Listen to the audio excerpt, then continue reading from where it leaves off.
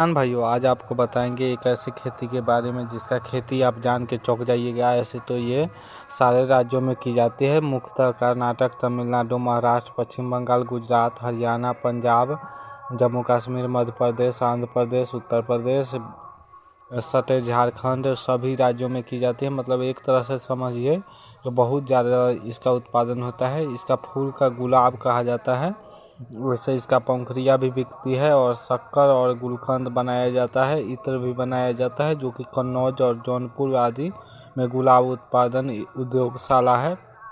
ऐसे तो दक्षिण भारत में बहुत ज़्यादा समारोह पूजा पाठों में उपयोग किया जाता है। पूजा पाठों में तो आप देखिएगा गुलाब का फूल बहुत ज़्यादा मांग रहता है। कट फ्लावर और पंखुड़ी फ्लावर दोनों किस्म का मांग रहता है। ऐसे आज आपको बताएंगे देसी गुलाब का खेती के बारे में। उसे कृषि अनुसंधान संस्थान द्वारा कुछ किस्म विकसित किया गया है, जो कि भारतीय गुलाब को दो तरह के गुलाब को क्रॉस करवा के बनाया जाता है। ऐसे तो गुलाब का 150 से 200 किस्म है, लेकिन देसी में 2 ही 3 कलर है जो कि आपको देखने को मिलता है। और देसी से ही ये बनता है। इत्र उत्र जितना सामग्री बनता है, गुलकंद उलकंद सब देसी से बनता है। और देसी को लगाने में बहुत ज़्यादा नहीं रहती है, कोई भी ज़्यादा आपको खर्चा की आवश्यकता नहीं होती है। वैसे दक्षिण भारत में भारतीय बागवानी अनुसंधान संस्थान बेंगलौर है, जो कि इसमें का विकास वृद्धि भरपूर करती है। और वहाँ जाके आप गुलाब का बहुत सारा किस्म ले सकते हैं बेंगलौर में। वैसे तो बेंगलौर में बहुत सारा चीज़ों का हब है, लेकिन आप जाइए तो गुलाब का भी ले सकते हैं। इसका क्रॉस करवाया जाता है टी गुलाबों को, मतलब टी के आकार इसका शेप काटा जाता है और उसी में इसे इंजेक्ट किया जाता है इसका टहनी, और वो उसी से फिर गुलाब का पौधा तैयार किया जाता है। ऐसे तो आपको बात करें तो गुलाब देसी लगाना बहुत आसान रहता है। गुलाब देसी का कटिंग आप नवंबर दिसंबर में लगा लिया जाता है और एक कटिंग आपको 20 साल तक चलता है। और ऐसे तो आप उसका निराई गुराई करवाते रहिए बराबर, और बराबर इसका जुताई करवा लीजिए बहुत अच्छी तरह से, और उसका डाली कटवा लीजिए। डाली आपको कटवाना होगा वही एक, मतलब फिर एक बित्ता जो होता है आपका दोनों हाथ का एक बित्ता, जो उतना कटवा लीजिए। एक हाथ नहीं कटवाइए, उससे छोटा उसका आधा कटवा लीजिए।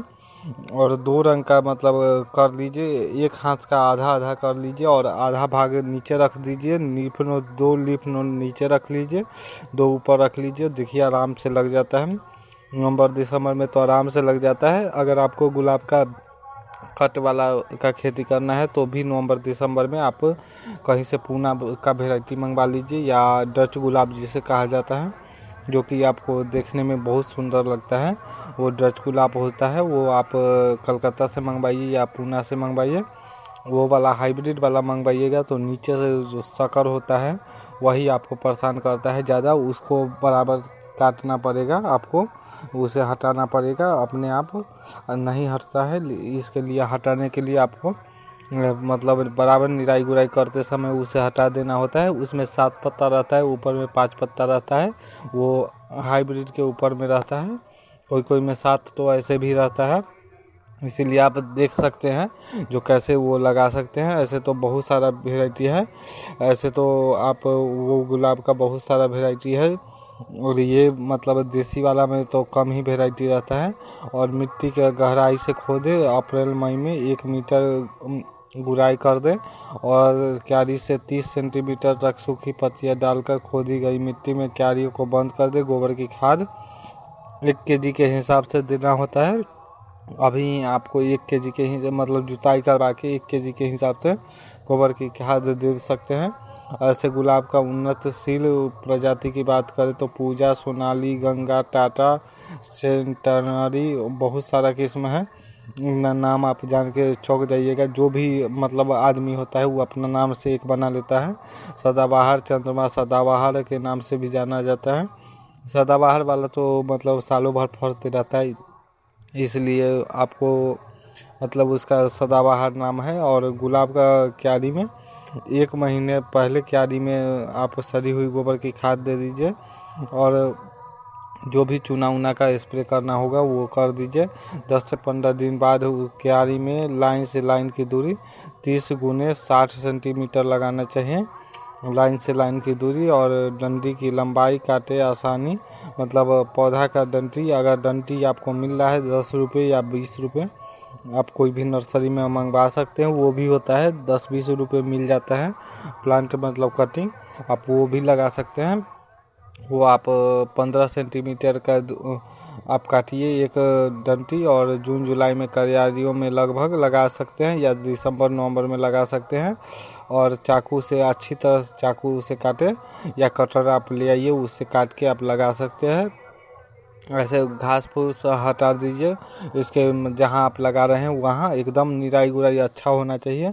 और आपको अगर खेती के लिए 10 किलोग्राम सड़ी हुई गोबर की खाद आपको देना होगा, और कोपल फूटने पे 200 ग्राम नीम की खाद और 100 ग्राम हड्डी का चूरा, मतलब आपको हड्डी का चूरा तो अलग से बिकता है, वो आप पता लग कर लीजिएगा, बॉन मिल का के नाम से आता है।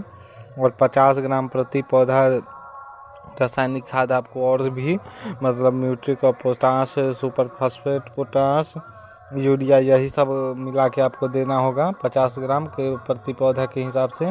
और 100 ग्राम मतलब वही जो हड्डी का चूरा बताए बॉनविल, वो दीजिए। और ऐसे तो उत्तर प्रदेश में अक्टूबर का दूसरा सप्ताह वर्षा नहीं होता है, तो उसी समय लोग डाली काटते हैं, उसी समय लगाना स्टार्ट कर देते हैं। आप अपना देख लीजिएगा, अभी मौसम है, अगर खेती करना है तो 2-4 किसान के यहाँ जाइए, वहाँ पता लगाइए कैसे ये लगता है, तो आप वहाँ से कटिंग कर ला के और लगा सकते हैं। इतना देर वीडियो अगर देखे हैं तो लाइक सब्सक्राइब शेयर करें।